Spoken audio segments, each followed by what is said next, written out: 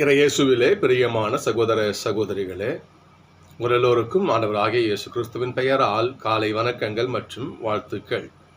நான் உங்கள் அகஸ்டின் வேதிகர். இன்று ஜனவரி மாதம் 26ஆம் தேதி 2025ஆம் ஆண்டு. ஆண்டவரின் மடியில் 5 நிமிடங்கள். இன்றைக்கு நம்முடைய தாய் திருநாடானது நாடு குடியரசு ஆன நாளை இன்னைக்கு கொண்டாடுகிறது. எல்லோருக்கும் இந்திய திருநாட்டின் குடியரசு தின வாழ்த்துக்கள். குடியரசுன்னு சொன்னா எல்லா மக்களும் சமம். அம்பேத்கர் தலைமையிலான குழு அமர்ந்து இந்திய அரசியல் அமைப்பு சட்டத்தை நாட்டுக்காக அர்ப்பணித்த நாள் என்று. நாட்டில் எல்லாருக்கும் சம உரிமை இருக்கணும். சட்டத்தின் முன் எல்லோரும் சமம், பாகுபாடு கிடையாது இல்லையா? இன்னைக்கு பிறந்த குழந்தைலேருந்து நாளைக்கு சாப்பிட்றதால சம உரிமை, சமம் எல்லாம். அதே போல என்ன சொல்றது, ஏழை பணக்காரன் இந்த அண்ணன் எந்த பாகுபாடும் கிடையாது. சட்டத்தின் முன் எல்லோரும் சமம் என்ற அந்த நிலை, அந்த குடியாட்சி, குடிமக்களுக்கான ஆட்சியை அறிமுகம் செய்த நாள் என்று குடியரசுன்னு சொல்லுவாங்க. ஒரு விவிலியத்தில் கலாத்திய திருமுகம் வாசிச்சிருப்போம். நம்ம இந்த திருமுகத்தை ஏன் பவுல் எழுதுறான்னு சொன்னா, கலாத்திய மக்கள் பவுலுடைய போதனைகளை கேட்டு மனசு மாறி நல்ல நிலையில இருந்தாங்க. ஆனால் ஒரு சில யூத கிறிஸ்தவர்கள் அவங்க என்ன பண்ணாங்க, அந்த கலாத்திய மக்கள் புறவின மக்கள், அவங்க யூதர்கள் கிடையாது. அந்த மக்கள் மத்தியில் போய் அவங்க என்ன பண்ணாங்க, பல தவறான போதனைகளை பரப்பினாங்க. எப்படி, கடவுளை நம்பினா மட்டும் உங்களுக்கு ஆசை கிடைக்காது, சட்டம் சடங்கு சம்பிரதாயம் எல்லாத்தையும் கடைபிடிக்கணும். அது மட்டும் நாங்கள்லாம் ஆபிரகாமின் மக்கள், யாக்கோபின் மக்கள், தாவீதுடைய மக்கள், இஸ்ராயேல் மக்கள், யூதர்கள், எங்களுக்கு தான் ஆண்டவர் என்ன பண்ணுவாரு, ஆசையும் அருளையும் கொடுப்பாரு என்று மக்களிடையே ஒரு பிளவினை, ஒரு குழப்பத்தை உண்டு பண்ணார்கள். பவுல் இதை பார்க்கிறாரு, கடமை எல்லாம் சமமையா, இதுல என்ன நீ யூதன்ற, நீ விருத்த சேதனை பெற்றாதான் விண்ணகம்ங்கிற, நீ சட்டத்தெல்லாம் கடைபிடிச்சாதான் மோட்சம்ங்கிற, நீ எவன் ஒருவன் உள்ளார் அன்போடு ஆண்டவரை நம்புகிறானோ, நல்லது செய்கிறானோ, எல்லாருக்கும் ஆண்டவருடைய ஆசை உண்டு என்பது பவுலடிகாருடைய கூற்று. அதை சில பேர் குழப்புறாங்க. அப்போதுதான் பவுலடிகார் சொல்லுவார் பாருங்க, 3ஆம் அதிகாரத்தில் வாசிக்கிறோம் பாருங்க. 3ஆம் அதிகாரம் 28ஆம் திருவசனம் 26 வாசிக்கிறேன்.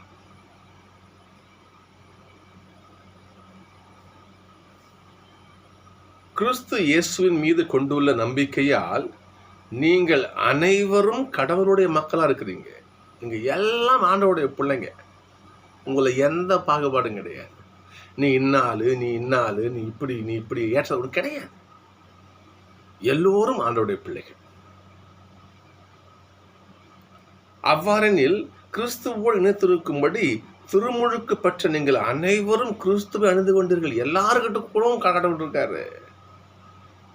இயேசு ஆண்டவர் எல்லாரும் கூடவும் இருக்காரு. திருமுழுக்கு பெற்ற ஒவ்வொரு மேலும் ஆண்டவருடைய ஆசை உண்டு, ஆண்டவரும் தங்குகிறார்.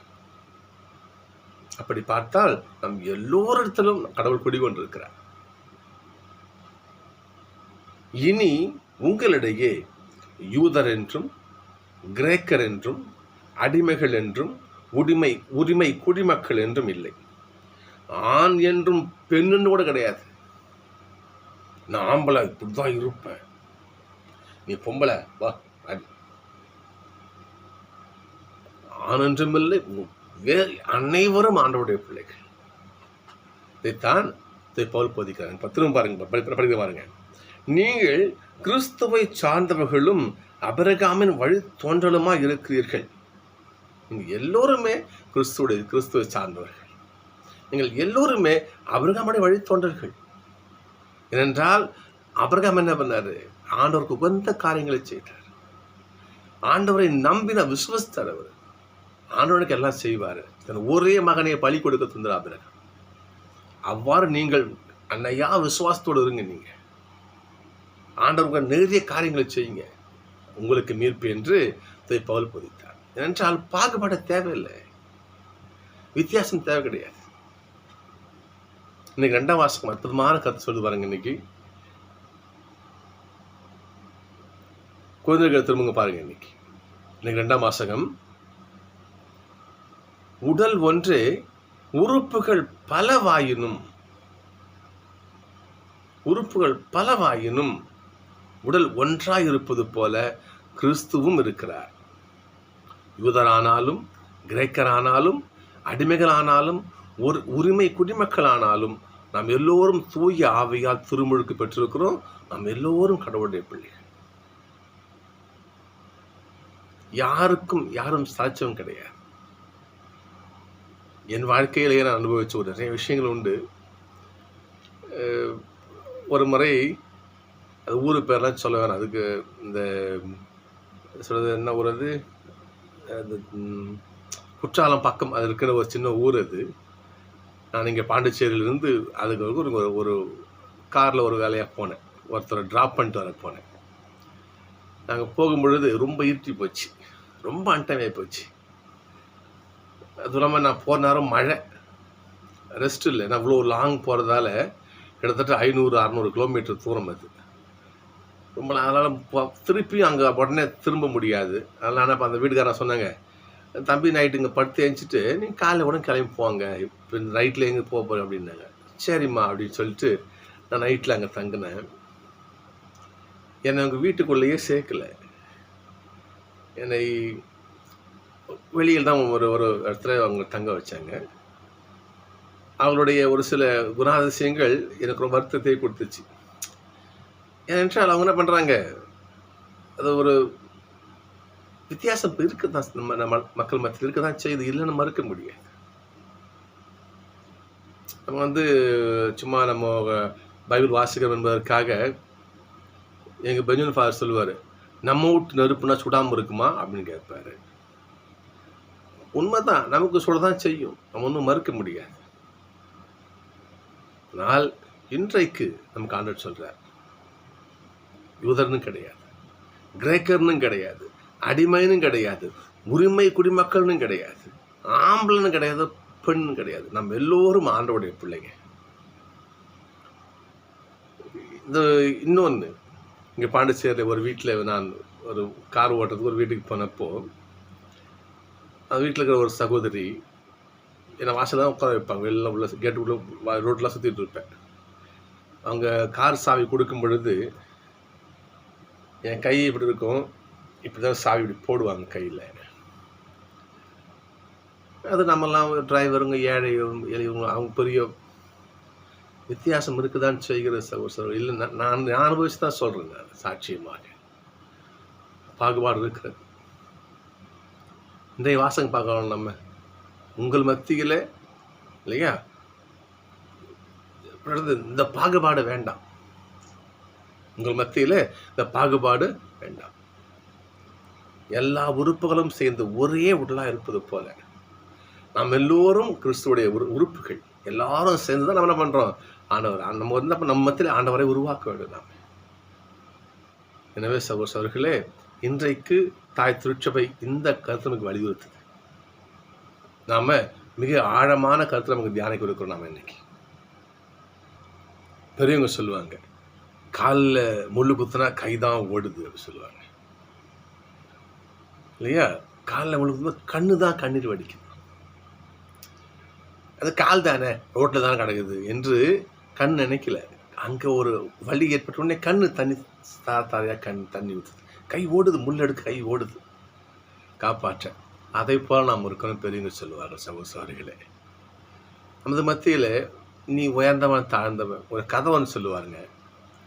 ஒரு மான் என்ன பண்ணிச்சான், ஒரு நாள் அது யோசிச்சு, கொம்பு எவ்வளோ அழகாக இருக்குது, பார்க்கவே அப்படியே கலகலையாக ரொம்ப அழகாக இருக்கும், கொம்பு அழகாக இருக்குது, கடவுள் நம்ம எப்படி அழகாக படைச்சிருக்காரு, கொம்பில் அந்த அழகான கொம்பல் கொடுத்து அப்படின்னு தலையை கீழே குனிஞ்சு பார்த்துச்சான். காலை பார்த்துச்சான், ஐயோ அந்த காலை பாரு மண்ணெல்லாம் பட்டு ஒரு அழுக்காக, பார்க்கவே அருவருப்பாக என் கால் இந்த மாதிரி இருக்குது என்று அது நினச்சிக்கிட்டு காலை வெறுத்துது. கொம்பனை அழகுத்தனமும் பார்த்து ரசிச்சுக்கிட்டே இருக்குமா.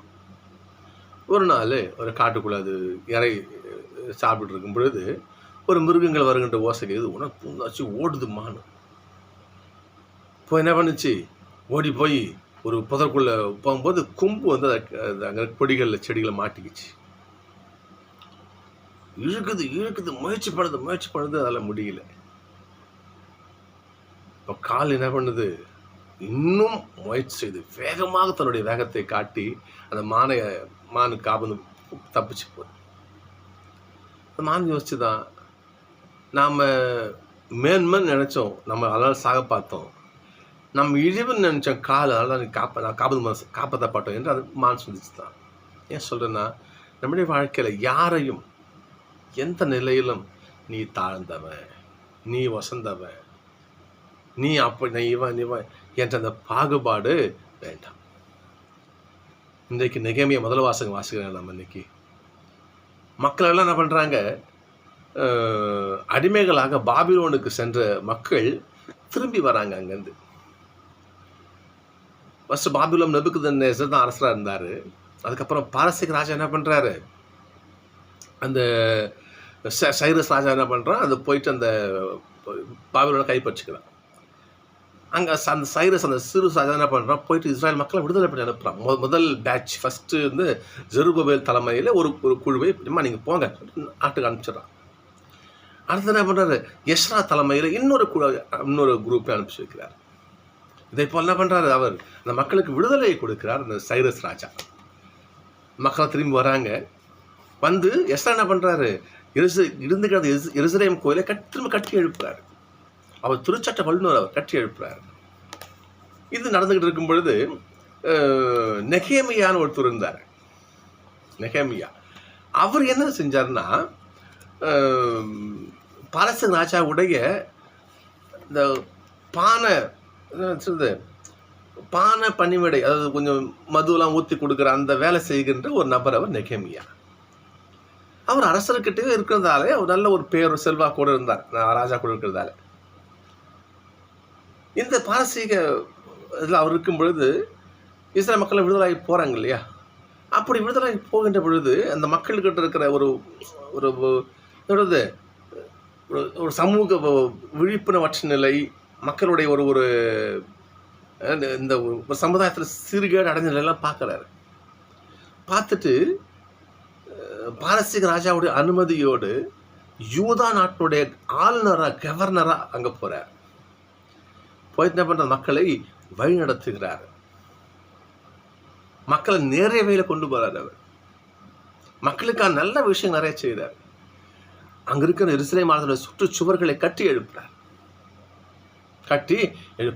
அப்படி கட்டி எழுப்புகின்ற பொழுது எஸ்ரா என்ன பண்ணுறாரு, அந்த திருச்சட்ட நூலை மக்கள் பார்க்க எல்லாம் உயர்ந்த இடத்துல நின்றுக்கிட்டு அதை என்ன பண்ணுறாங்க, அதை வாசிக்கிறாங்க. அப்படி வாசிக்கின்ற பொழுது மக்கள் எல்லோரும் தங்கள் முன்னோர்கள் செய்த பாவத்தை நினைத்து, இவ்வளவு திருச்சட்டங்களா, அற்புதமான ஆண்டவருடைய வார்த்தைகளா, இந்த வார்த்தையெல்லாம் என் முன்னோர்கள் கடைபிடிக்காமல் போனாங்க, அப்படி கடைபிடிக்காமல் போனதாலே நாம் அடிமைகளாக கடந்தோம் பாபிலோனில் என்று ஆண்டவரை நினைத்து அவங்க முகம் குப்புற விழுந்து அழுதார்களாம். சகோதரர்களே, ஆண்டவருடைய சட்டம் நமக்கு வாழ்வளிக்கக்கூடியது, ஆண்டவருடைய வார்த்தை வாழ்வளிக்கக்கூடிய வார்த்தை. அதை பின்பற்றி சமுதாயத்தோடு சமத்துவ வாழ்க்கை வாழ்ந்தால் நமக்கு என்ன குறை சொல்லுங்க பார்ப்போம். இந்த திருப்பாடல் பார்க்கணும். நம்ம இன்னைக்கு அற்புதமான திருப்பாடல் பல்லவி இன்னைக்கு பார்க்கணும். ஆண்டவரே, வார்த்தைகள் வாழ்வு தரும் ஆவியை கொடுக்குது, வார்த்தை வாழ்வை கொடுக்குது. ஏசாப்பா கேட்பார் சீடர்கிட்ட, நீங்களும் என்னை விட்டு போயிட போறீங்களா அப்படின்னு கேட்பாரு. அதுக்கு பேதுரு சொல்லுவார், யாரிடம் சொல்வோம் இறைவா, நாங்கள் எங்கேயா போவோம், நாங்கள் வாழ்வு தரும் வார்த்தைகள் உங்ககிட்ட, உங்க வார்த்தை வாழ்க்கை எங்களுக்கு எங்கள் வாழ்க்கையை கொடுக்கும். மனித அப்பத்தினால் மட்டுமன்று கடவுள் வாயின்ற ஒவ்வொரு வார்த்தைனாலும் உயிர் வாழலாம். அவனுடைய வார்த்தை நம்மை உயிர் வாழ வைக்கக்கூடிய சக்தி வாய்ந்தது. வாழ்வு தருவது இறைவார்த்தை, வாழ்வு தருவது இறைவார்த்தை. எளிய மனதோர் பேறு பெற்றோர் விண்ணரசு அவர் உரிமை. வாழ்வு தருவது இறைவார்த்தை, வாழ்வு தருவது இறைவார்த்தை, வாழ்வு தருவது இறைவார்த்தை. நல்ல பஜனை பாடல் இது. வாழ்வு தருவது இறைவார்த்தை. நமது அப்படி என்ன வாழ்க்கை நம்ம கொடுக்க போகிறது? சமத்துவ வாழ்க்கை, சகோதரத்துவ வாழ்க்கை, எந்த பாகுபாடும் இல்லாத ஒரு வாழ்க்கை. அப்படி இருந்தால் ஏசப்பா நற்செய்தியில் இன்னைக்கு வாசிக்கிற பாருங்க, திருவிழா வாசிக்கிற பாருங்க பார்ப்போம். அற்புதமான வாழ்க்கை. மக்கள் எல்லாம் ஒன்றை பண்ணுறாங்க. அவர் ஏசப்பா தொழுகை கூடத்துக்கு போகிறாரு. அங்கே போயிட்டு திருநூலை எடுக்கிறார். எசானுடைய வார்த்தையை வாசிக்கிறார். ஆண்டவருடைய ஆவி என் மேல் உள்ளது, அவர் எனக்கு அருள் பொழிவு செய்திருக்கிறார். ஏழைகளுக்கு நற்செய்தி அறிவிக்கவும், சிறைப்பட்ட விடுதலை அடைவர், பார்வையற்றோர் பார்வை பெறுவர் என முழக்கமிடவும், ஒடுக்கப்பட்டோரை விடுதலை செய்து அனுப்பவும் ஆண்டவர் அருள் தோறும் ஆண்டை முழக்கமிட்டு அறிவிக்க என அனுப்பிச்சிருக்கார். ஆண்டவர் யாரையும் பாகுபாடு பார்த்து தாட்சி நினைக்கல. பார்த்தீங்களா? இங்கே பாருங்க, ஏழை மக்களே நீங்கள் பேறு பெற்றவங்க, ஒடுக்கப்பட்டவர் நீங்கள் பேறு பெற்றவங்க, சிறையில் இருப்போர் நீங்கள் பேறு பெற்றவங்க இல்லையா? அடிமைகளை நீங்கள் பேறு பெற்றவங்க. ஆனன்றும் பெண்ணொன்றும் கிடையாது. கடவுளே எந்த பாகுபாடும் பார்க்கலையா? ஆண்டவர் பார்க்குறாரா? ஆண்டவர் பார்க்க சொன்னாரா? நீ மேலே நான் கீழே,